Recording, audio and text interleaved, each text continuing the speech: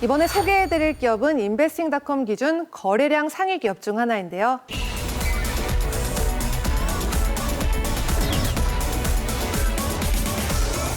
거래량 상위 기업으로 꼽힌 기업 중에 하나인데요. 매일매일이 블랙 프라이데이라는 기업이죠. 바로 쇼피파이입니다. 약간 생소하신 분도 있을 텐데 간단하게 설명 좀 부탁드릴까요? 최근에 뉴욕 증시에서 가장 뜨고 있는 핫한 주식 중에 하나인데요. 캐나다 회사고요. 2004년도에 설립해서 2015년도에 뉴욕 증시하고 토론토 증시에 동시 상장한 전자상거래 소프트 업체인데요. 개인들이나 아니면 개인 사업자가 자체의 쇼핑몰을 갖다 구축할 때 여기에 들어가는 모든 그런 그 도구들을 갖다 지원해주는 이커머스 플랫폼이라고 보면 되겠는데요. 클릭 한 번으로서 구입하고 결제하고 재고 관리하고 마케팅 이러한 모든 수단을 갖다가 지원해주는 그런 업체로 보시면 될 것 같습니다. 세계적인 식품 회사죠. 네슬레. 또 세계 최대 사무용품 유통회사 스테이플스 등 쇼피파이의 회원으로 등록이 되어 있습니다. 그리고 전 세계적으로 175개국에 걸쳐 약 100만 곳의 기업 또는 상점의 고객을 보유 중에 있고 2019년도 말 기준으로 한국어를 포함해서 약 20개국 언어로 서비스를 하고 있고 플랫폼 규모는 약 611억 달러 정도로 지금 보고 있고 아마존의 대항마로 지금 쇼피파이를 주목하고 있습니다.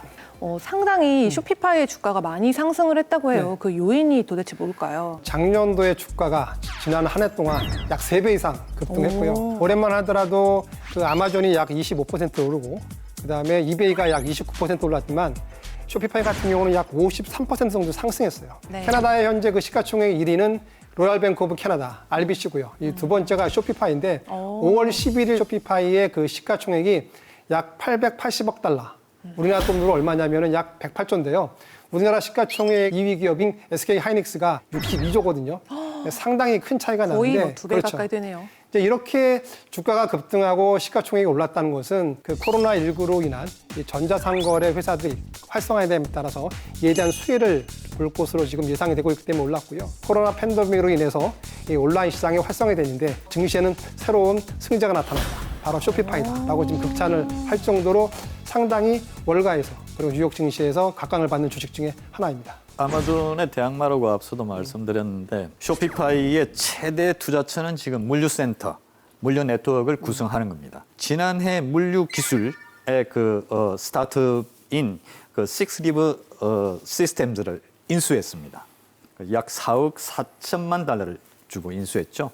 이렇게 만약에 쇼피파이가 그 물류 인프라를 구축하게 되면은 아마존 또한 큰 위협을 받게 되겠죠. 지금 현재로서는 반복적으로 발생하는 월정액하고 거래량에 따라 늘어나는 수수료가 있어요. 거래량이 늘어남으로써 수입이 확고화되는 그런 게 있고 코로나19의 창궐 또는 확산이 결국은 쇼피파이의 제2의 도약의 기회를 준 거죠. 쇼피파이 한 임원은 매일매일이 블랙 프라이데이.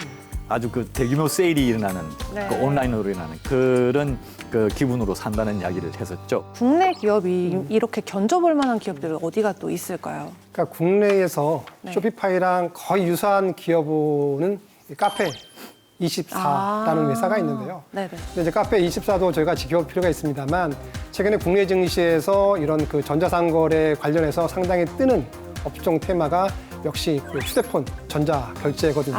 며칠 전에요. 미국의 그 마스터카드가 1사분기 실적을 발표했는데 소비자들의 결제 그 내역을 보니까 언택트 결제가 약 전년 대비해서 40% 늘었다고 얘기를 해요. 특히 최근에 그 소비자들이 이제 포커스를 맞추는 게 이제 소액 결제고, 따라서 소액 결제 수단을 제공해주고 있는 게 이제 휴대폰 전자 결제거든요. 우리나라의 그 휴대폰 결제는 3군데 회사가 독점을 하고 있는데요. 이 3군데 회사가 약 93%의 시장 점유율을 갖고 있는데 다날, 그다음에 KG 모빌리언스, 그다음에 갤럭시아 컴즈, 요 3개 회사들이 상장이 돼 있고, 요 3 회사들이 지금 그 시장을 갖다 지금 과점하고 있는 그런 형태를 보이고 있습니다.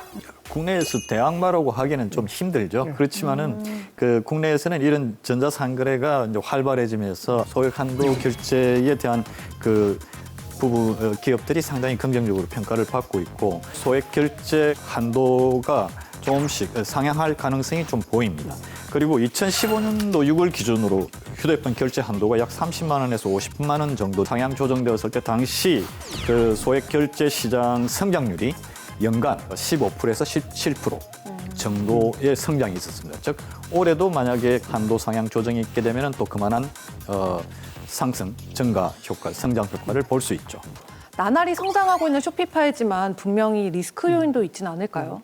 쇼피파이 주가가 오른 것은 결국에는 이제 기대감, 가능성 때문에 올랐는데요. 네. 최근에는 약 실적 관련해서 약간 부작용이 좀 나타나고 있는데 월가에서는 지금 그 쇼피파이의 올해 그 매출액을 갖다가 21억 1천만 달러로 예상했었는데 자기네 자체적으로는 약 21억 3천에서 21억 6천만 달러로 예상했었어요. 네. 하지만 1분기 실적이 조금 시장 예상치보다 미달됐고 2분기에도 코로나19로 인해서 좀 매출이 떨어질 것으로 예상해가지고 그 실적 발표가 좀 연기됐어요. 그래서 4월 달에 주가가 한번 출렁거리는 모습을 보였는데 그러다 보니까 시장에서는 주가는 올라가지만 어떤 얘기가 나오고 있냐면은 조금 밸류에이션에 부담이 있는 것이 아니냐. 그래서 대표적으로 그 RBC 같은 경우는 쇼피파이 주가는 역시 기대감에 기대서 올라왔다. 따라서 기대감을 좀 낮출 필요가 있다라고 얘기했고요. 쇼피파이가 일반 개인들이나 아니면 중소업자들의 그 쇼핑몰을 갖다 구축하는 데 도움을 주고 있는데 이런 회사들이 성공하는 것보다는 실패 확률이 높기 때문에 결국에는 이게 실적에 좀 부정적인 영향을 미칠 것이다. 일단 쇼피파이 주가는